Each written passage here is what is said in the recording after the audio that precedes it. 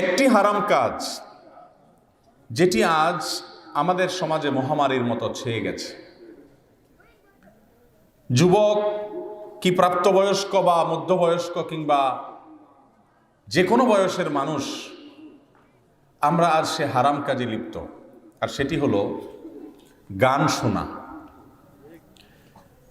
স্মার্টফোনের কল্যাণে প্রতিটি মোবাইলেই এখন হিন্দি, বাংলা, ইংরেজি বিভিন্ন ভাষার এমনকি অ্যারাবিক গানও আছে। এই সমস্ত গানগুলোর কথামালা অশ্লীল, মানুষকে নোংরামির দিকে নিয়ে যায়, সমাজকে অস্থিতিশীল করে, যুবকদেরকে উত্তেজিত করে অন্যায়ের পথে অগ্রসর হওয়ার জন্য। এসব গানের সঙ্গে যে সমস্ত মিউজিকগুলো থাকে, এই মিউজিকগুলো হলো ইবলিসের সবচেয়ে বড় অস্ত্রসমূহের মধ্য থেকে একটি। এর কারণ হলো রাসূল করিম সাল্লাল্লাহু আলাইহি ওয়াসাল্লাম অনেকগুলো হাদিসে গান, বাদ্যযন্ত্র নিয়ে তিনি অত্যন্ত কঠোর ভাষায় আমাদেরকে নিষেধাজ্ঞা আরোপ করেছেন। আমাদের সমাজে এক শ্রেণী মানুষ পাবেন যারা বলে যে গান হালাল, গান শোনা হালাল, এবং একটা জনপ্রিয় গানও আছে। সে গানের কথাটা হলো এরকম যে যারা বলে গান হারাম তারা জ্ঞানহীন। কোরআনে কারিমের সূরা লুকমান আয়াত নম্বর 6, এখানে আল্লাহ রাব্বুল আলামিন ইরশাদ করেছেন, ওয়া মিনান নাসি মান ইয়াশতারি লাহওয়াল হাদিস। কিছু লোক আছে যারা লাহওয়াল হাদিস কিনে আনে। কেন? তাদের উদ্দেশ্যই হলো এই লাহওয়াল হাদিসের মাধ্যমে মানুষকে তারা পথভ্রষ্ট করতে চায়, গোমরাহ করতে চায়। তাদের কাজই হলো লিয়ুদিল্লা আন সাবিলিল্লাহি বিগাইরি ইলম, যাতে করে মানুষকে আল্লাহর পথ থেকে দূরে সরানো যায়।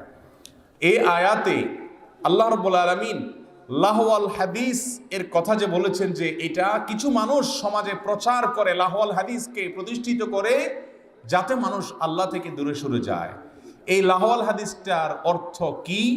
বেশিরভাগ উলামায়ে কেরাম, মুফাসসিরিনে কেরাম, তাফসীরের প্রায় বেশিরভাগ কিতাবগুলোতে এই লাহওয়াল হাদিসের ব্যাখ্যায় বলা হয়েছে আল গিনা, অর্থাৎ যে সমস্ত গানের কথামালা অশ্লীল বা ভালো কোনো কিছু নাই, সে সমস্ত গান, এবং যে কোনো গানের সঙ্গে যখন বাদ্যযন্ত্র যুক্ত হয় সে হারাম গানকে মিন করিয়ে আল্লাহ তাআলা বলেছেন লাহওয়াল হাদিস যারা কেনাবেচা করে, অর্থাৎ এগুলোকে ছড়াছড়ি করে সমাজে বিভিন্ন মাধ্যমে, এই মানুষগুলো মানুষকে মূলত আল্লাহর পথ থেকে দূরে সরাতে চায়। আজ যে আমাদের মন মসজিদের দিকে যায় না, ভালো কাজ করতে মনে চায় না, এর অন্যতম একটা বড় কারণ হলো এই হারাম গান শোনার অভ্যাস। হারাম গান শোনার অভ্যাস যদি থাকে ভাইরা আমার, আপনি চেষ্টা করলেও আল্লাহর দিকে যেতে পারবেন না। এই গান আপনাকে আপনার অন্তরে মুনাফিকের বীজ বপন করে। আপনি মুখে বলছেন আল্লাহর অস্তিত্ব স্বীকার করি, আপনি মুখে বলছেন আশহাদু আল্লা ইলাহা ইল্লাল্লাহু ওয়াহদাহু লা শারীকা লাহু, আপনি মুখে বলছেন আমি কিয়ামতের প্রতি ঈমান আনয়ন করেছি, আল্লাহর সামনে দাঁড়াতে হবে, অথচ অবলীলায় আপনি হারাম কাজ করে যাচ্ছেন। আপনার কোনো চেতনা নাই। আজ আমাদের যুব সমাজকে ধ্বংস করে ফেলেছি। মুসলমানের মধ্যে কোনো মুসলমানিত্বের চেতনা নাই। এই চেতনা নষ্ট করার জন্য যে কাজগুলো সবচেয়ে কার্যকর ভূমিকা রেখেছে, শয়তানের সবচেয়ে বড় অস্ত্রসমূহের মধ্যে থেকে একটা হলো এই গান। লিয়ুদিল্লা আন সাবিলিল্লাহ, এই গান, এটার প্রচার, প্রসার, প্রতিষ্ঠা, এগুলোর উদ্দেশ্যই হলো শয়তান এগুলোর মাধ্যমে মানুষকে আল্লাহ থেকে কি করতে চায়? দূরে সরাতে চায়। ভাইরা আমার, আব্দুল্লাহ ইবনে মাসউদ রাদিয়াল্লাহু তাআলা আনহু বলেছেন, আল গিনা ইউমবিতুন নিফাক ফিল কলব কামা ইউমবিতুল মা আয-যারা। গান, বাদ্যযন্ত্র, হারাম গান এবং বাদ্যযন্ত্র, এগুলো মানুষের অন্তরে কপটতা এবং মুনাফিকির বীজ বপন করে।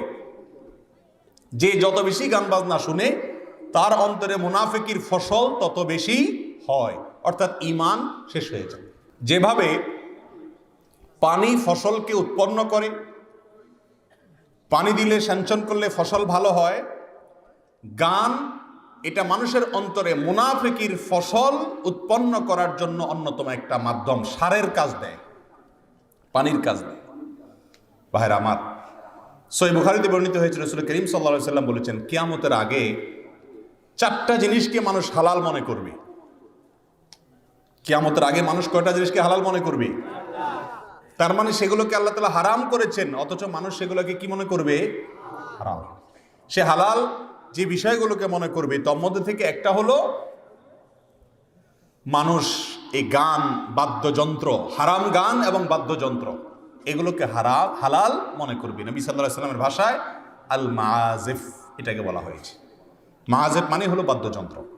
যে সমস্ত গানের কথার ভেতরে খারাপ কিছু নেই, আল্লাহর কোনো সৃষ্টি, কুদরত অথবা আল্লাহ রাব্বুল আলামিনের কোনো গুণকীর্তনমূলক অথবা কোনো ভালো কথামালা যে গানের কথায় আছে, সেটা খালি গলায় গাইতে কোনো অসুবিধা নাই। গানের কথার মধ্যে যদি তথাকথিত অবৈধ সম্পর্ক, হারাম সম্পর্ক করার জন্য উদ্বুদ্ধ করা হয়, তাহলে সেই গান এর সাথে যদি বাদ্যযন্ত্র যুক্ত নাও হয়, সেটা চর্চা করা, শোনা, বলা হারাম। গানের কথার মধ্যে যদি অশ্লীল কিছু থাকে, অন্যায় কিছু থাকে, অন্যায়ের প্রতি উদ্বুদ্ধ করে, তাহলে সে গান বাদ্যযন্ত্র না থাকলেও সেটা শোনা, বলা, গাওয়া হারাম।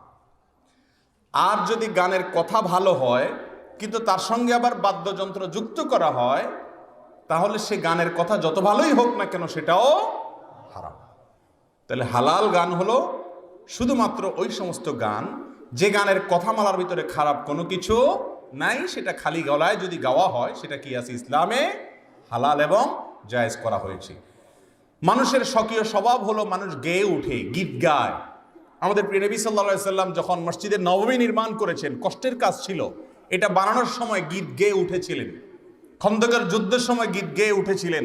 আনাবনা আব্দুল মুত্তালিব, আনান নবিয়্যু লা কাযিব, আনাবনা আব্দুল মুত্তালিব, এরকম ছন্দ গেয়ে উঠেছেন। এজন্য কবিতা বলা, ছন্দ গেয়ে ওঠা, গীত বলে ওঠা এটা নিষিদ্ধ বা হারাম কিছু নয়। আমাদের দেশে কৃষকরা কাজ করতে করতে অনেক সময় গীত ধরে।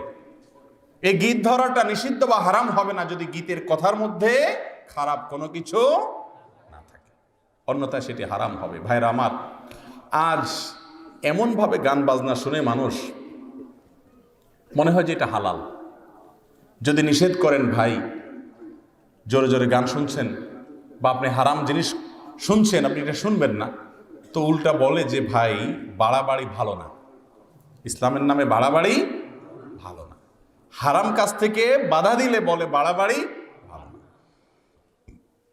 বাড়াবাড়ি তো সেটাকেই বলে যেটা আল্লাহ বলেন নাই, তারপরেও যদি কেউ সেটাকে নিষিদ্ধ বলে, সেটার নাম কি? বাড়াবাড়ি। অথচ গান এ বিষয়ে সূরা লোকমান আয়াত নম্বর 6 ব্যাখ্যায়, তাফসিরে বিশ্বের প্রায় সকল মুফাসসিরগণ একমত যে এখানে হারাম গানের কথামালা যেগুলো খারাপ আছে, তথাকথিত প্রেমের গান আমরা এক কথা যেগুলো বলতে পারি, এগুলো এবং যদি বাদ্যযন্ত্র যুক্ত হয়, আজকাল যে সমস্ত গান আমরা শুনে থাকি, এগুলো সবই হারাম। এমনকি ইসলামী সঙ্গীতের নামে যে সমস্ত সঙ্গীত আজকাল পাওয়া যায় আরবিতে, এমনকি বাংলায়, এগুলোর মধ্যেও আজকাল মিউজিকের সংযুক্তি আছে বেশিরভাগ। অনেক ইসলামিক গান তো আছে তথাকথিত নাম ইসলামিক, কথামালা সুন্দর, কিন্তু এটার ব্যাকগ্রাউন্ডে অত্যন্ত সূক্ষ্মভাবে আপনার বিভিন্ন রকমের মিউজিকের সংযুক্তি আছে। এগুলো শোনা মুসলমানের জন্য কি নেই ভাই? জায়েজ। যুবক ভাইয়ের আমার, শয়তান আপনাদেরকে আল্লাহ থেকে দূরে সরাতে চায়, কোনোভাবে যাতে আল্লাহর দিকে যেতে না পারেন।